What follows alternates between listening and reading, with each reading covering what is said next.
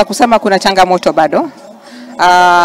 Especially kwa upande wa virusi vya ukimwi, uambukizaji mapya ya virusi vya ukimwi, especially kwa upande wa watoto, ambapo mwaka wa 2022 tumeona kwamba 21% ya watoto waliambukizwa.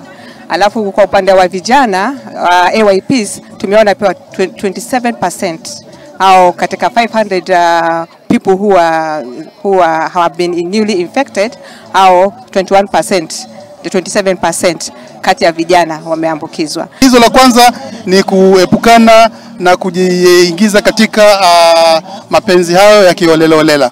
Na ili kuhakikisha kwamba kuna kudhibiti jambo kama hili, mipira hii ya kondom iko ya kutosha na itapatiwana tu kwa wale ambao tuna uhakika kwamba wako katika yale mahusiano ambayo yanaweza kwa wao kujiambukiza katika virusi hivi vya ukimwi. Ukiangalia rehabilitation ambazo ziko na kada NSDCC Mombasa County Department ya Health wameweza shikana pamoja kuangalia kuwa hizi athari za janga la ukimwi haliwezi kutatiza utumizi wa madawa kulevya na kuweza kujitoa na kurudi katika ile hali ya kawaida. So hii inatusaidia pia kupunguza magonjwa ya ukimwi na pia